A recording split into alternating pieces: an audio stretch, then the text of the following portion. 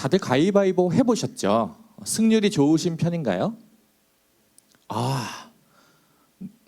아닌 사람도 있고 좋은 사람도 있고. 저는 어떨 것 같으세요? 제 승률은 50%입니다. 이길 때도 있고 질 때도 있는데 이기는 사람한테는 거의 대부분 이기는 것 같아요. 좀 특별하게. 근데 제가 항상 했을 때 지는 사람에게는 늘 져요. 희한하게 그런 습관이 있는 것인지 승률이 그렇게 나오더라고요. 근데 제가 이길 때 쓰는 방법을 하나 알려드릴게요. 굉장히 승률이 높습니다.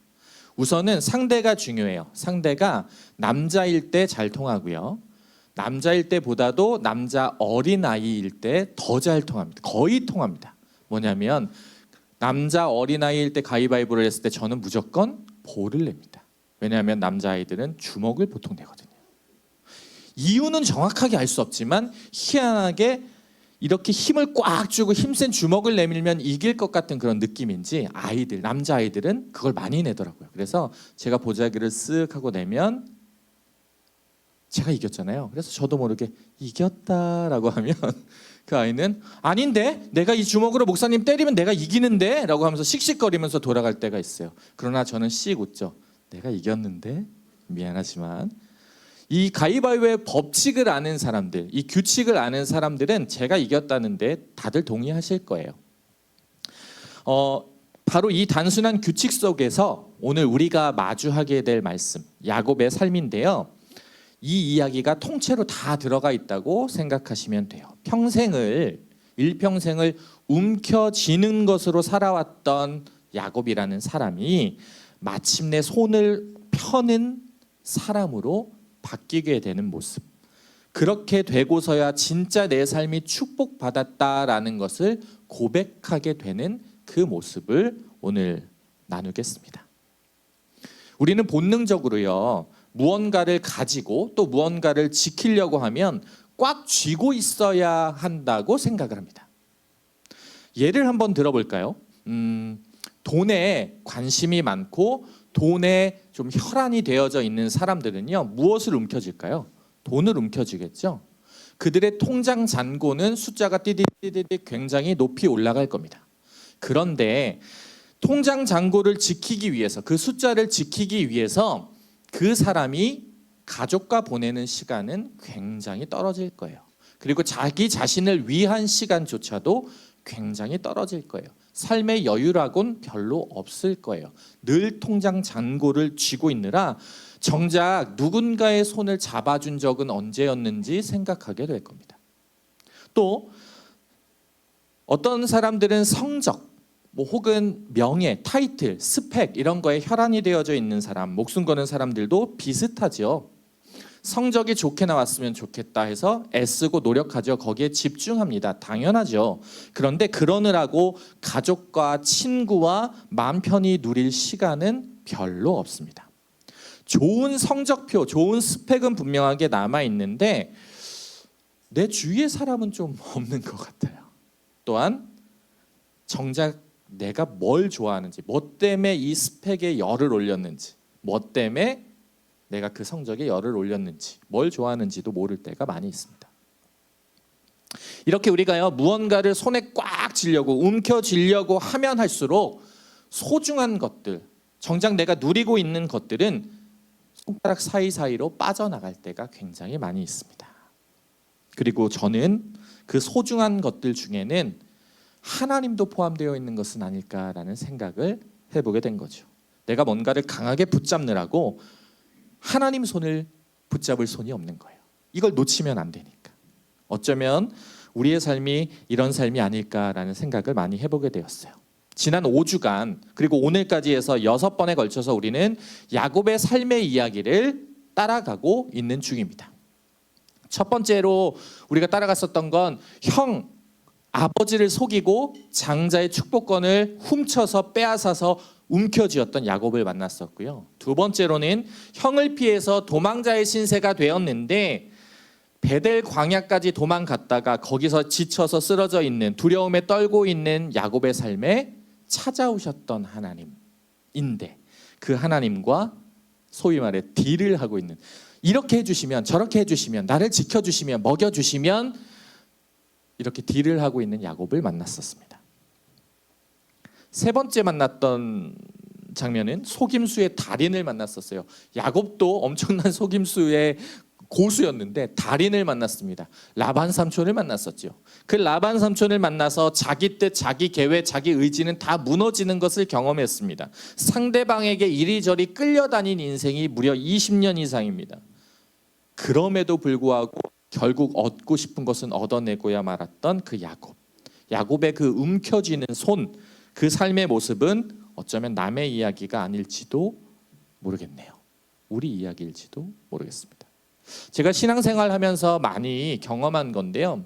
소위 신앙 좋다, 정말 저분의 신앙은 본받을 만하다라고 그런 소리를 듣는 분들이 많이 있는데, 그런 분들 가운데도 은근히 움켜쥐고 있는 것이 상당히 많은 분들이 있더라고요. 자녀 이야기하면서 자녀의 좋은 성적 이야기합니다. 좋은 대학 이야기해요. 그리고 좋은 취업한 거, 이런 이야기들을 계속합니다. 그리고 기도 부탁을 계속해서 하죠. 그런데 원하는 결과가 나왔을 때, 좋은 성적, 좋은 대학이 나왔을 때는 하나님께서 은혜를 베푸셨습니다 라고 이야기하면서 좋은 결과, 내가 원하는 딱 떨어진 결과가 안 나오면 입을 꾹 닫습니다. 아무런 얘기를 하지 않고 반응하지 않아요.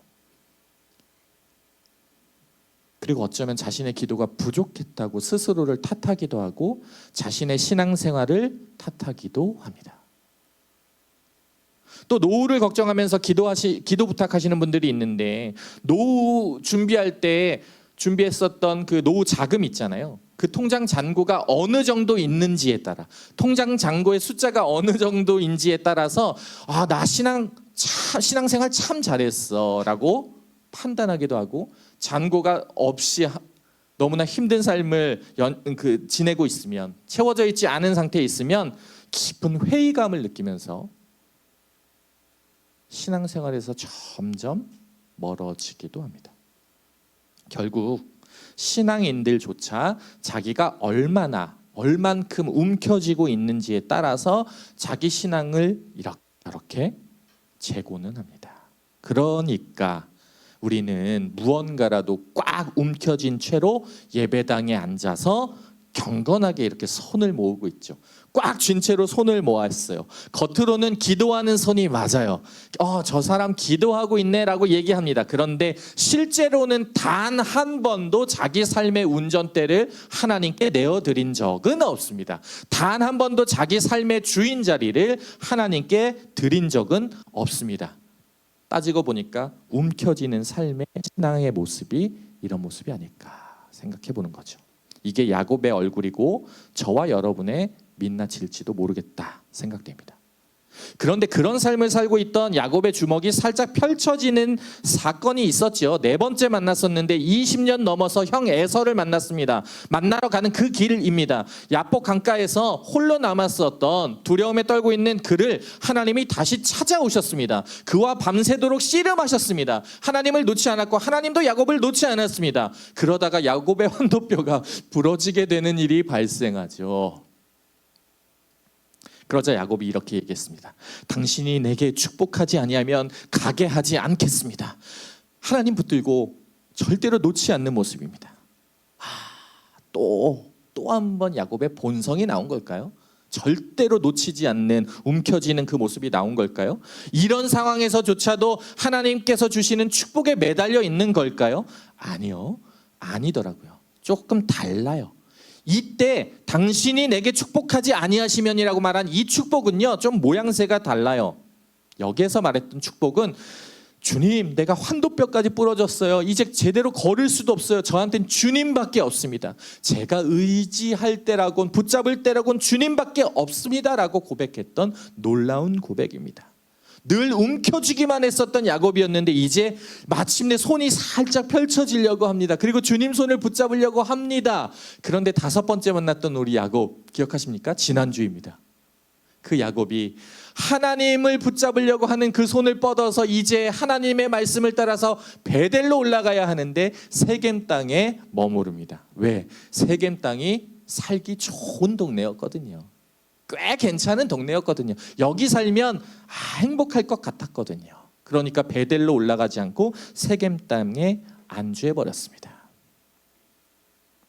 근데 거기서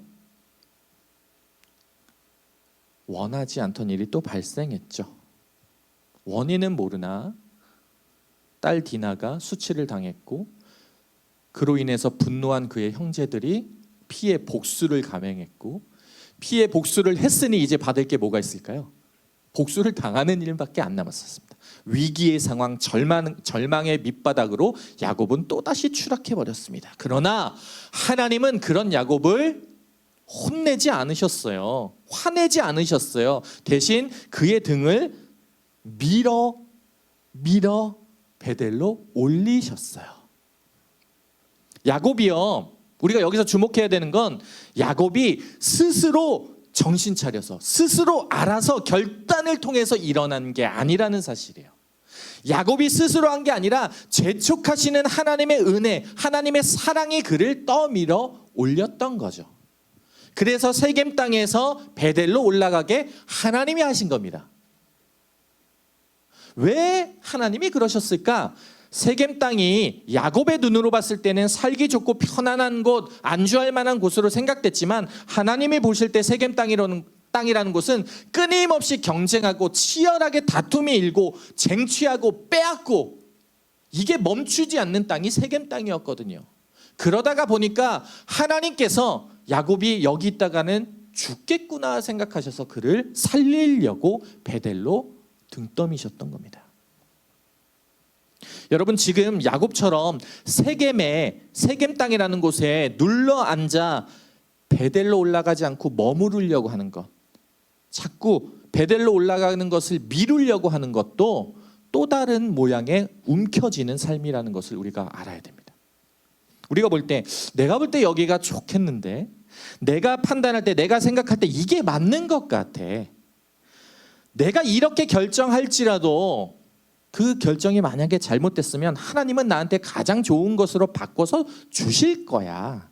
하나님이신데 내가 이럴 수밖에 없었지, 내 처지가 이럴 수밖에 없었어라고 하면서 하나님은 다 이해하실 거야, 나를 불쌍히 여기실 거야, 나를 한 번 더 도와주실 거야, 그리고 무엇보다 하나님은 전능자이시니까 내가 이렇게 해도 아무 문제 없도록 만들어 주실 거야, 보호해 주실 거야 등등, 이런 식으로 생각하는 신앙이 상당히 많죠. 근데 이게 움켜쥐는 신앙입니다. 남들 앞에서 이렇게까지 소리내어 얘기하진 않지만 이런 마음을 가지고 내가 행동했었던 것, 선택했던 것, 결정했던 것은 하나님한테 다 밀어놓고 알아서 해주실 거야, 나를 사랑하시니까, 이렇게 하는 거, 이것도 움켜쥐는 신앙의 또 다른 모습입니다.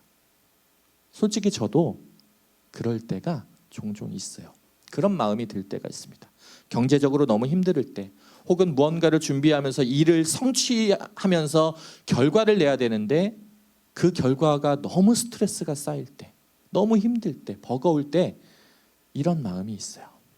지금 살기 좋은 곳, 편안한 곳에 눌러 앉아버리려고 하는 때가 있습니다. 그런데 그런 마음으로 하나님께 기도하고 그런 마음으로 하나님께 예배하는 건, 그건 기도 아니고요, 예배 아닙니다. 하나님의 말씀 따라간 게 아니잖아요. 솔직히 말하면 내 욕심 따라서 능력 있는 하나님을 갖다 쓴 거잖아요. 쓰려고 하는 거잖아요. 그거는 기도도 아니고요, 예배도 아니에요. 그런데 놀라운 것은 하나님은 우리가 그런 욕심을 따라서 움켜쥐려고 할 때조차도 진짜 평화와 진짜 안식을 주시려고 우리 등을 떠밀어 주신다고요. 그걸 우리는 은혜라고 부르는 겁니다. 야곱이 스스로 정신 차렸던 거 아니에요. 제가 스스로 정신 차렸던 거 아니에요. 여러분들이 알아서 스스로 정신 차리셨던 게 아니에요. 하나님이 정신 차리지 못하는 우리를 죽게 만들지 않으려고, 살리려고 등 떠밀어 주시는 거예요. 그게 우리에게 은혜입니다.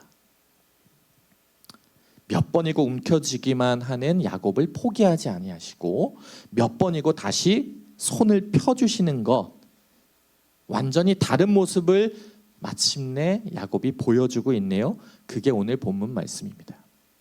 본문 말씀의 무대는요, 애굽이고요, 그것도 바로 왕의 궁정입니다. 잠깐 장면을 상상해 보시면요, 바로 왕은요 세계 최대, 당대의 세계 최대 강국 애굽의 절대 군주였습니다. 나일강을 다스리고 있었고요, 세상 모든 것이 굶주렸을 때 바로 왕의 곳간은 가득가득했습니다. 먹을 것이 풍성했어요. 왜냐하면 물론 그 이유는 요셉 때문에 그렇게 됐죠.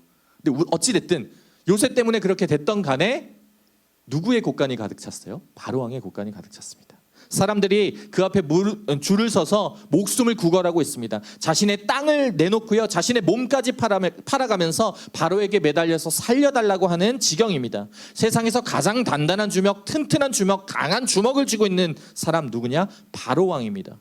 그런데 그 바로 왕 앞에 한 노인이 서 있습니다.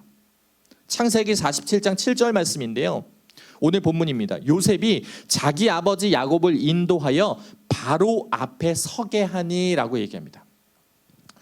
다시 한번 얘기할게요. 노인인데요, 나이가 무려 130세입니다. 환도뼈가 부러졌잖아요. 절뚝거리고 있으니 아마 지팡이에 의지하지 않았을까라는 상상을 해봅니다. 거기다가 기근을 피해서, 굶주림을 피해서 손주들까지 다 데리고, 온 가족을 데리고 낯선 나라로 도망쳐 왔습니다. 밥을 구걸하러 왔습니다. 밥 좀 주십시오, 살려주십시오. 요즘 말로 하면 가장 초라한 난민의 수장이 누구냐? 야곱입니다. 손에 쥔 거라고는 아무것도 없어요. 돈 없어요, 힘도 없어요, 먹을 거 없어요, 나라도 없어요. 그냥 빈손으로 서 있는 늙은 목자 야곱. 그런데 무슨 일이 일어납니까? 오늘 말씀 7절을 보면 야곱이 바로에게 축복하매라고 합니다. 그리고 10절에서 또 한번 야곱이 바로에게 축복하고라고 얘기합니다. 이게 아멘이시라고요? 이해가 되십니까, 여러분? 전 이게 이해가 잘 안 됐어요. 상식적이지 않잖아요. 세상 모든 것을 가지고 있는 사람 앞에 늙은 몸으로 나와가지고 절뚝거리는 몸으로 나가서 그 사람을 축복한다? 있을 수 있는 일일까요? 불가능한 일이죠. 오히려 반대라면 바로 왕이 이 늙은 사람에게 축복을 해주면 그게 맞는 얘기일 텐데 정반대의 일이 일어난다고요. 이상한 일이 일어납니다. 세상 정점에 있는 바로가 아무것도 가진 거 없는 야곱에게 축복을 받는다. 어떻게 이런 일이 가능했을까? 그건 야곱이 무언가 특별한 능력과 특별한 것을 갖고 있었기 때문일까요? 아니요. 정반대로 아무것도 가진 것이 없어서 가능했던 일입니다. 이걸 다시 말하면 무슨 얘기냐?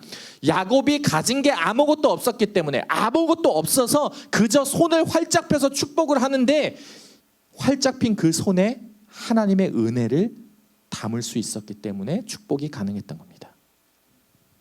다시 말하면 바로의 움켜진 주먹 있잖아요. 그 주먹은요, 세상의 모든 것을 가지고 있었어요. 사람의 목숨들을 가지고 있었고요, 모든 땅을 가지고 있었고요, 모든 힘을, 권력을 다 가지고 있었어요. 근데 그 바로 왕이 사람들을 위해서 손을 펴지 않아요. 축복하지 않아요. 진짜로 평화를 주지 않았어요. 그런데 반대로 야곱의 활짝 핀 그 빈손은 하나님의 복을 담아낼 수 있었고, 하나님의 복이 담겨져서 그 상대방에게 흘려보낼 수 있게 되었다는 거죠. 가위바위보에서 주먹이 볼을 이기지 못하는 이유, 그 이유처럼 지금 야곱의 빈손이 바로 왕의 움켜진 주먹을 이기는 장면을 보고 계신 거예요. 그리고 9절에서 야곱이 자신의 인생에 대해 이렇게 고백합니다. 내 나그네 길의 세월이 130년이니이다. 험악한 세월을 보냈나이다. 야곱의 이 말 잘 들어야 되는데요. 뭐냐면 지난 5주 동안 우리가 잘 따라왔었는데 그의 삶의 모든 여정을 다 담고 있어요. 형과 아버지를 속였던 일, 하나님을 만나서 조건을 내밀었던 일, 그리고 라반 삼촌한테 뒤통수 맞았던 일, 그리고 환도뼈가 부러졌던 일, 그리고 세겜 땅에, 살기 좋아 보이는 세겜 땅에 주저앉아 버렸던 일, 그 모든 일을 다 통틀어서 험악했습니다 라고 얘기해요. 드디어 반성하는 걸까요? 후회하는 걸까요? 조금 더 깊은 의미가 여기에는 담겨져 있는데요. 그 순간들이 왜 험악했다라고 이야기하는가? 야곱은 애굽의 왕 바로 앞에서 이런 얘기를 하는 거예요. 내 힘으로, 내 맘대로, 내 뜻대로, 내 계획대로, 내 계산대로 뭔가를 움켜쥐려고 했는데 그 세월이 험악했었다는 거예요. 조금 더 풀어보자면 이제와 내 인생 130년을 돌아보니까 내 삶의 모든 자리에 하나님은 함께 계셨습니다. 하늘로부터 사닥다리를 내려주셔서 친히 나를 만나주셨고요. 삼촌에게 속아서 오랜 세월 동안 노예처럼 일하던 그곳에 하나님은 늘 함께 계셔 주셨고요. 또한 환도뼈가 부러지는 일이 발생했지만 그 일을 통해서 하나님을 붙들 수밖에, 의지할 수밖에 없도록 만들어 주셨고요. 내 판단이 틀렸다, 세겜 땅은 죽는 땅이다, 경쟁하는 땅이다 라고 하시면서 내 등을 떠밀어 주시면서 살려주시는, 베델로 올라가서 살려주시는 그 은혜, 그 하나님을 드디어 고백하고 있는 것이죠. 한결같이 자신의 곁에 계시면서 따뜻한 손으로 보듬어 주셨다는 것, 진짜 평화와 진짜 안식을 주셨다는 것, 그것을 지금 바로왕 앞에서 선포하고 있는 것입니다. 그러면 여러분, 하나님이 왜 그렇게 끈질기게 야곱을 쫓아오셨을까요? 그 이유는 처음부터 단 하나예요. 딱 하나. 야곱이 그 이유입니다. 야곱. 하나님은요, 보잘것없는 사람 한 사람을 이렇게 선택했어요. 들었어요. 그 다음에 대단한 성공을 거두게 하셨다가, 많은 재산을, 부를 쌓게 하셨다가, 명예롭게 하셨다가, 그래서 대단한 사람, 유명한 사람을 만들어서 세상에 자랑하시려고 했던 게 아니라고요. 오히려 하나님이 원하셨던 건 그저 야곱이라는 존재, 아무것도 갖춘 것 없이 빈털털이 발가 벗겨진 그 존재의 야곱, 그 야곱을 원하셨던 거예요.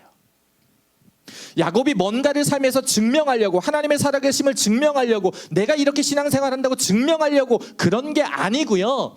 아무것도 남지 않아서, 빈손밖에 남지 않아서, 이제 하나님밖에 남지 않아서 하나님만 바라보게 되는 그 야곱을 드디어 완성시켜 준 것이죠.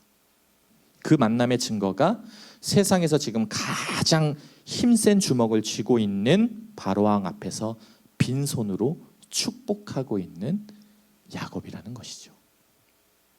사랑하는 여러분, 평생 움켜쥐던 주먹이 깨져버리고요, 잘 걸어갔던 두 다리의 환도뼈가 부러졌고요, 이제 다 늙었고요, 어느 것 하나 가지지 못했는데, 그런 사람이 세상 정점에 있는 사람을 축복하는 일, 오히려 복을 나눠주는 존재로 바뀌게 되었죠. 그것을 누가 하셨냐? 하나님이 하셨다는 거죠. 하나님이 야곱을 이렇게 귀하게, 존귀하게 만들어 주셨습니다. 그리고 하나님은 오늘 우리도, 여러분도, 저도 이렇게 귀하게, 존귀하게 여기고 계시는 줄로 믿습니다. 혹시 여러분 뭔가 놓지 않으려고 움켜쥐는 주먹으로 이 자리에 나오셨습니까? 혹시 그게 돈입니까? 혹시 그게 스펙입니까? 혹은 성적입니까? 아니면 명예입니까? 자존심입니까? 아니면 건강이십니까? 아니면 꽤 인정받는 신앙인의 모습을 움켜쥐고 계십니까? 다시 말씀드리지만 야곱은 스스로 손을 펼 수 있는 사람은 아니었어요. 오늘 우리와 마찬가지로 근데 그저 부러진 다리로, 그저 힘이 다 빠져서 아무것도 줄 수 없는 힘이 다 빠진 상태로 빈손으로 하나님을 보았습니다. 그 하나님이 그 빈손에 복음을 담아 주셨고, 사랑을 담아 주셨고, 은혜를 담아 주셨고, 모든 것을 담아 주셨습니다. 그리고 오늘 우리에게 이렇게 말씀하시죠. 내가 너희들의 빈손에도 채워주기를 원한다.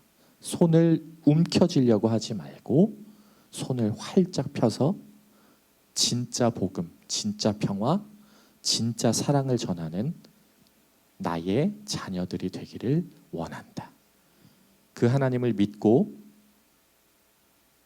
야곱에게 복음을 허락하신 그 하나님을 여러분의 하나님으로 붙잡으시기를 진심으로 축원합니다.